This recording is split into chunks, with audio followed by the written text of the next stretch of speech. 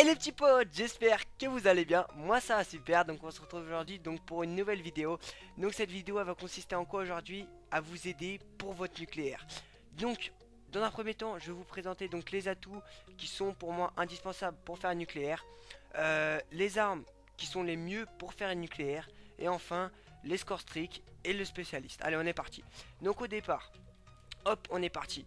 J'avais déjà fait des petites classes, on va les effacer. Hop, on est parti. Hop, hop, hop. Donc voilà. Allez, on commence tout de suite. Donc, gilet pare-balles pour moi, le meilleur atout de ces atouts, hein. Gilet pare-balles, franchement, c'est l'atout qui est vraiment indispensable dans ce jeu pour moi. Les grenades font très mal, très très mal. Gilet pare-balles, franchement, vous pouvez prendre. Non, allez, pas de greux à la suite. Ou vous pouvez prendre deux greux un peu espacés, vous mourrez pas. Alors qu'une greu tout seul, sans gilet pare-balles, vous mourrez. Donc, clairement, pour moi, indispensable. Ensuite, tout de suite, à tous deux, fantôme. Fantôme, pourquoi? Fantôme, quand il y a un drone, après je sais pas, quand vous pouvez poser une bombe ou tout ça, enfin moi c'est pas le cas parce que je joue en domination. Fantôme, quand il y a un drone, il vous voit pas, vous pouvez faire le contour de map, il vous verra pas, donc il va pas s'attendre qu'il y ait un ennemi qui va arriver à sa droite par exemple. S'il voit, il regarde son radar, il voit qu'il y a pas de point rouge à droite, il va pas vous attendre, vous pouvez le prendre dans le dos facilement. Après les gars, il faut savoir que quand vous avez fantôme, il faut pas se dire on va camper dans un petit corner, on va attendre tranquille. Non, non, non, non.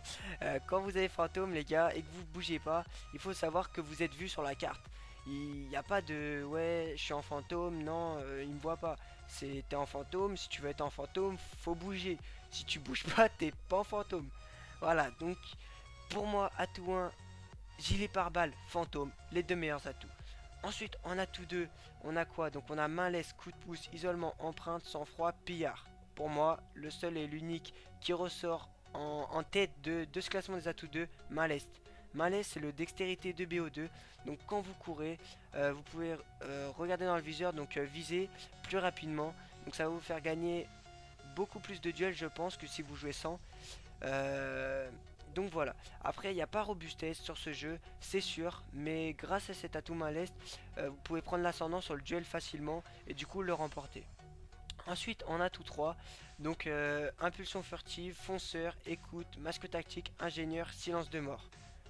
Je vais pas vous le cacher, impulsion furtive, pour moi, c'est l'atout pareil qui ressort de cet atout 3.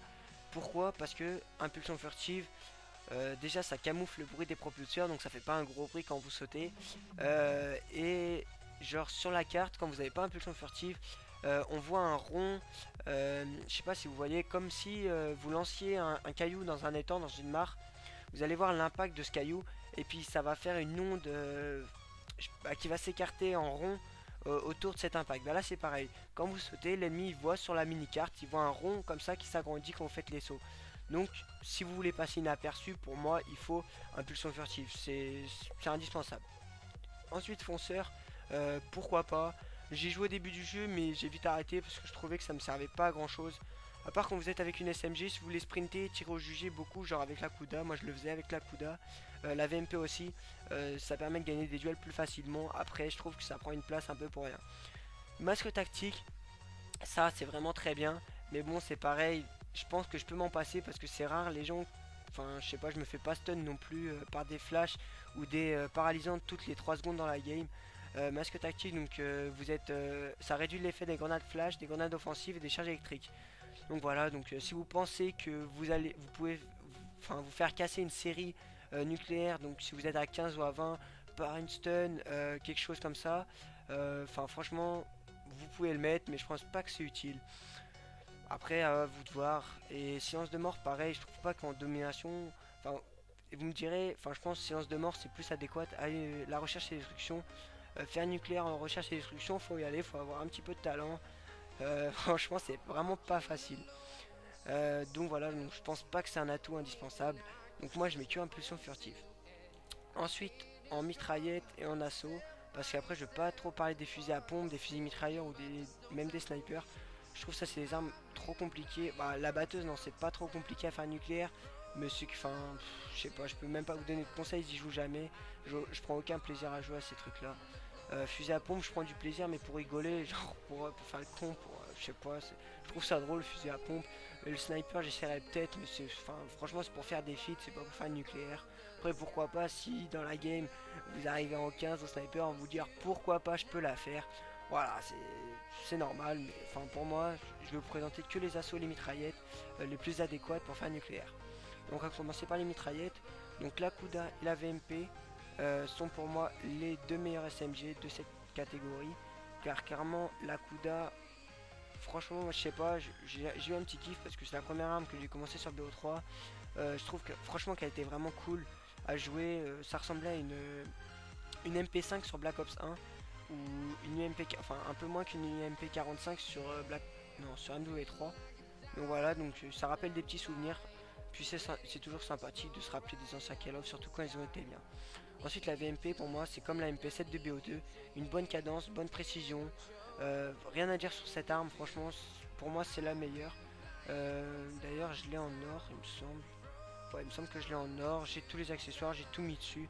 C'est celle que j'ai monté le plus, que j'ai le plus de kills. Franchement c'est un kiff de jouer avec. La Weevil pour moi elle est pas mal mais manque de cadence. J'ai l'impression de tirer des balles en caoutchouc, clairement c'est relou.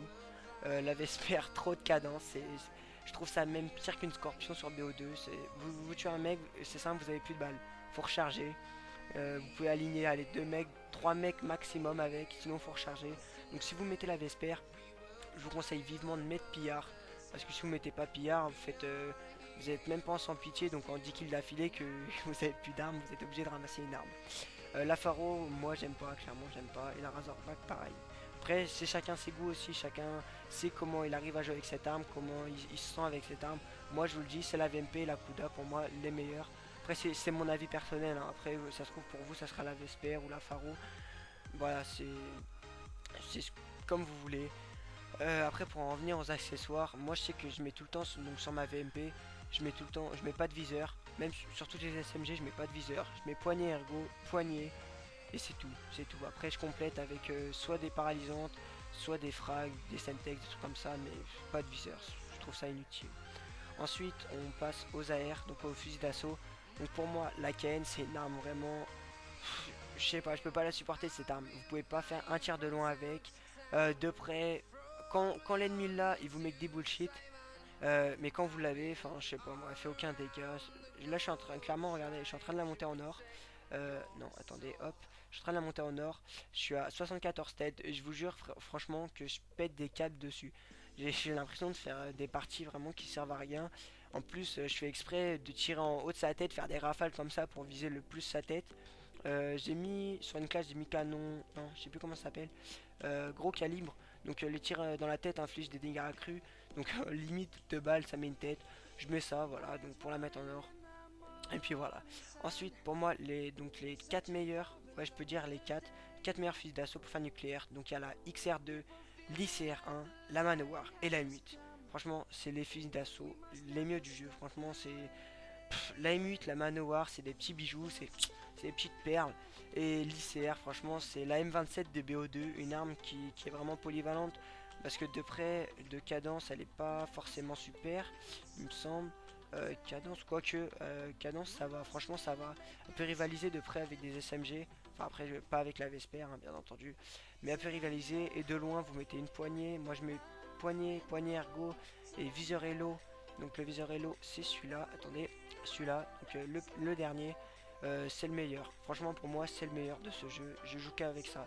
Donc, sur toutes mes AR, je mets le viseur Elo, la poignée et la poignée ergo. Excusez-moi, la poignée ergo, poignée, viseur Hello sur toutes les CR, que ça soit à la XR2, donc ça soit XR2, ICR, Manowar, M8, donc c'est poignée ergo et viseur Hello. Voilà, donc c'est vraiment les armes avec lesquelles je vous conseille de jouer si vous voulez faire un nucléaire. Après vous faites comme vous voulez, comme les SMG, si vous vous sentez mieux avec une KN ou une HV430, vous pouvez jouer avec. C'est pas à moi de choisir pour vous. C'est que vous, si vous vous sentez plus à l'aise avec une arme, jouez avec et voilà. Ensuite, pourquoi je mets pas de silencieux? Tout simplement parce que comme je joue, on va le voir juste après, drone de brouillage, hater. Le drone de brouillage, vous le mettez, l'ennemi il voit plus rien. Il voit pas si vous vous déplacez sur la map, il voit pas quand vous tirez, enfin où vous tirez plus exactement. Enfin, je sais pas, il voit, enfin, Silencieux pour moi, quand vous avez drone au brouillage, ça sert strictement à rien.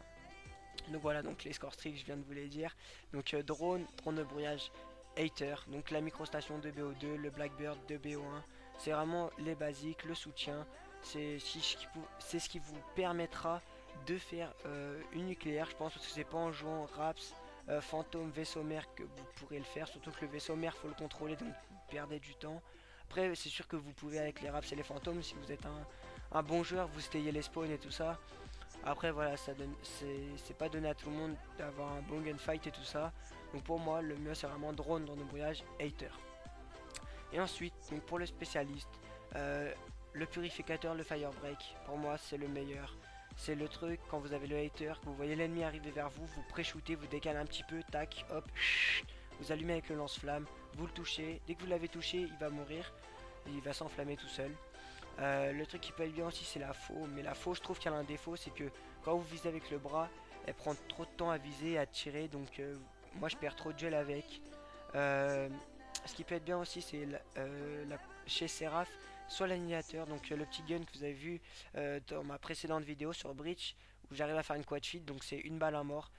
Par contre vous avez que 7 balles dans le chargeur. Ou concentration, concentration c'est la capacité de Seraph qui vous permet de, quand vous êtes sur un point adverse qui est contrôlé par l'ennemi, par exemple le A vous l'avez pas, vous allez dessus, vous activez concentration, ça vous fait, au lieu de 200 points, ça vous monte à 300 points. Dès que vous faites un kill, ça vous fait 200 points au lieu de 100 points. Les assistances pour les drones, au lieu de 10, ça fait 20, etc. etc. Ça double. J'aime pas trop dire que ça double parce que des fois ça double pas, comme sur le point, ça fait 200 ou 300. Mais sinon, en règle générale, ça double. Ensuite, la machine de guerre, c'est pas mal, mais moi je préférerais prendre l'armure cinétique. Donc l'armure cinétique, c'est par exemple, vous voyez 3 ennemis qui arrivent sur vous, vous paniquez un petit peu, vous activez l'armure cinétique pendant, je sais pas exactement le nombre de secondes, c'est vraiment très court le temps, mais pendant ce laps de temps, les ennemis pour vous tuer, ils peuvent mettre que des tirs dans la tête. Tout ce qui est sur les bras, sur le torse, sur les jambes, partout, ça compte pas. C'est que la tête et du coup vous pouvez sortir de situations très compliquées, par exemple contre un ou deux voire trois ennemis. Donc ensuite le tempête et glitch pour moi c'est des atouts qui servent à rien. Et le seul truc qui peut être bien peut-être c'est l'épervier si vous le gérez très bien. Ou on pointe de choc. Si vous voulez faire quelques kills, mais enfin franchement moi je trouve qu'il se fait broc facilement. Quand je dis broc c'est que on peut l'éviter facilement. Dès que vous entendez les mecs sauter, genre avec ces trucs là, oh, je sais pas quoi, il fait un bruit bizarre. Dès que vous l'entendez sauter, vous double jumpez. Et normalement si vous double jumpez, ça vous tue pas. L'onde qui est propagée par les pointes de choc ne vous tue pas, ne vous touche pas. Donc après voilà c'est facile à broc. Après c'est sûr que c'est quand vous entendez le mec, limite des fois c'est trop tard. Puis voilà, et d'ailleurs dans ma prochaine vidéo je mettrai en intro un petit clip qu'un membre de ma team a fait, donc Exitech, salut à toi Exitech, qu'il a fait un petit clip donc avec pointe de choc. Il était sur combine, ils prenaient tous le A, donc les 6 de l'équipe adverse prennent le A, il est arrivé avec ses pointes de choc et il a tapé la C-feed. C'est un clip franchement qui est vraiment spectaculaire. Quand vous voyez 6 ennemis comme ça tomber avec les pointes de choc. Franchement c'est GG à lui et puis bah, vous le verrez dans ma prochaine vidéo. Donc voilà, donc cette vidéo est déjà terminée. J'espère que ce petit tuto pour vous aider pour faire les nucléaires vous aura aidé. Dites-le moi dans la description. Et puis je vous souhaite bonne chance pour vos nucléaires et je vous dis ciao bye les potes.